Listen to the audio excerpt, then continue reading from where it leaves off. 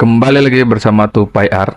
Kita akan melanjutkan kembali pencarian Ibu Kasuga-chan di game Like a Dragon Infinite Well.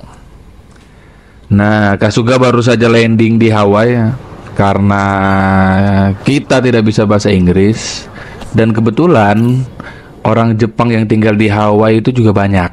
Nah, jadi kita akan cari taksi yang orang Jepang, atau setidaknya dia bisa bahasa Jepang. Ketemulah Kasuga dengan abang-abang berkacamata baik hati ini. Ternyata perjalanan memakan waktu yang cukup lama ya, karena Kasuga tidak memahami daerah di sini. Ia berikanlah amplop dari Kapten Sawashiro yang sudah tertulis alamat Akane di atasnya. Ya, sayangnya si pelawak kita yang berkedok Yakuza ini tampaknya selalu menemui hari yang buruk ya. Si abang-abang berkacamata ini ternyata bukan cuma sopir sih. Dia berhentiin mobilnya di belakang gedung-gedung yang sepi, dan dia todongkan pistol ke Kasuga. Ternyata dia ini perampok yang mengincar orang-orang baru untuk main atau baru landing di Hawaii. Nah, tapi si pelawak kita ini kan udah lama di Yakuza ya.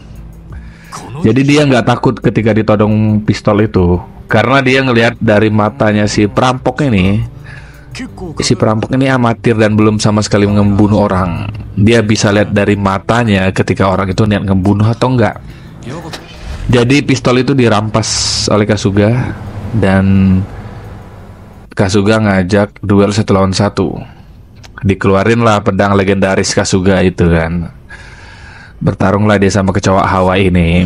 Ya tentu saja ya, si kecoa ini dipukul habis-habisan nah. Nah, tapi nih si perampok ini nggak habis akal sampai di sana. Dia telan amplopnya Kasuga biar Kasuga nggak bisa dapetin keuntungan. Terus karena ada polisi yang lewat, dia pura-pura jadi victim. Jadi dia mau membuat Kasuga ini jadi penjahat. Tapi untungnya Eiji yang bertemu di pesawat dari Jepang ke Hawaii itu ternyata ngikutin Kasuga, karena dia pikir Kasuga ini kayaknya salah naik taksi karena taksinya cukup suspicious. Jadi ternyata Eiji itu udah ngerekam semua kejadian sebelumnya dan dia kasih lihat ke polisi kalau Kasuga nggak bersalah, tapi si sopir ini yang harusnya ditangkap. Nah, akhirnya gagallah Kasuga untuk tidak jadi ditangkap polisi. Nah, walaupun nggak jadi tangkap polisi kan amplop penting itu udah terlanjur tertelan ya. Nah, untungnya Eiji ini punya akal. Dia ada solusi untuk ngecek kameranya, terus nanti gambarnya dia kompres jadi HD tuh. Nah, nanti kan siapa tahu bisa kelihat alamat yang ada di amplopnya, karena yang dibutuhin Kasuga ada amplopnya. Akhirnya mereka berdua berjalan lah sebelum ke apartemen. Eiji ini ngajak makan dulu di pinggir pantai, kayak FTV tuh. Terus saya makan. Nah, Kasuga ini kan dasarnya baik hati ya. Dia ngeliat ada perempuan yang bersedih di pinggir pantai, terus dia nawarin bantuan. Ternyata tuh shell si perempuan ini tuh hanyut di bawah ombak. Tentu saja Kasuga pasti langsung nolong ya. Dengan bantuan direction sama Eiji, dapatlah tuh shellnya. Selesai ditolong semua, si cewek ini ternyata berterima kasih sama si Eiji karena dia lebih suka Eiji ya daripada bapak-bapak pelawak ini. Berjalanlah mereka ke apartemen setelah itu. Nah, Kasuga ngeliat lagi tuh ada cewek yang digoda 3 cecunguk berandal. Lihat ada cewek yang digoda, langsunglah Kasuga mengeluarkan senjata legendarisnya terus ngajak bertarung. Nah, Eiji yang ternyata nggak bisa jalan ini ada fungsinya teman-teman. Jadi dia tuh semacam support. Jadi Eiji ini ngasih buff agility, strength kayak gitu-gitu ke Kasuga. Cukup punya peran lah ya di pertarungan ini ya. Tiga kroco ini ya namanya kroco bisa dihajar dengan mudah. Intinya ya. Terus pertarungan selesai dan si cewek ini ternyata berterima kasihnya sama si Eiji ya. Ya wajar ya, Eiji ini dari umur tuh jauh lebih muda. Yang cewek jarang yang suka sama bapak pelawak lagi. Setelah itu perjalanan berlanjut sampailah mereka ke apartemen Eiji. Nah, Eiji mencoba mengkompres gambar dan berhasil loh. Dia dapatlah screenshot alamat yang dicari Kasuga di amplopnya.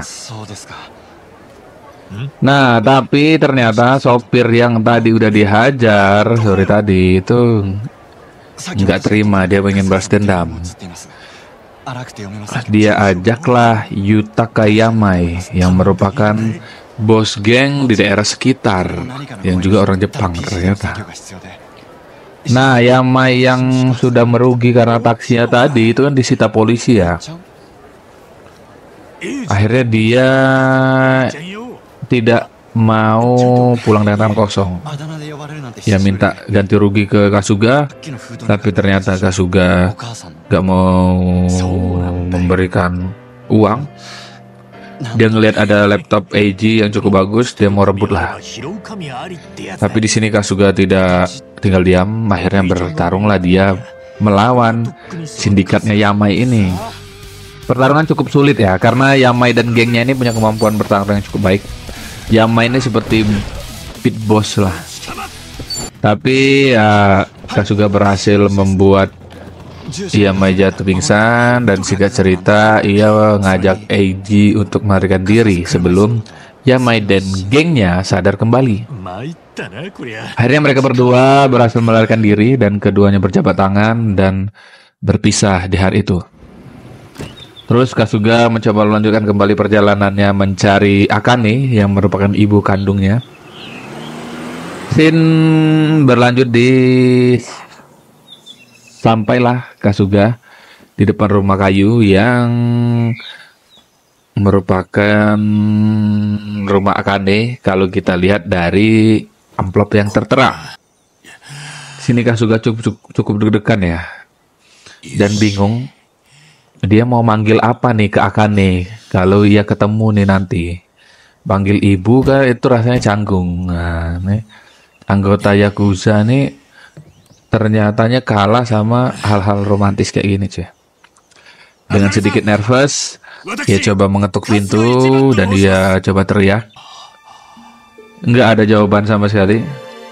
Kasuga cukup panik, cukup bingung. Namun setelah agak lama tuh ternyata ada suara perempuan yang menyaut dari dalam.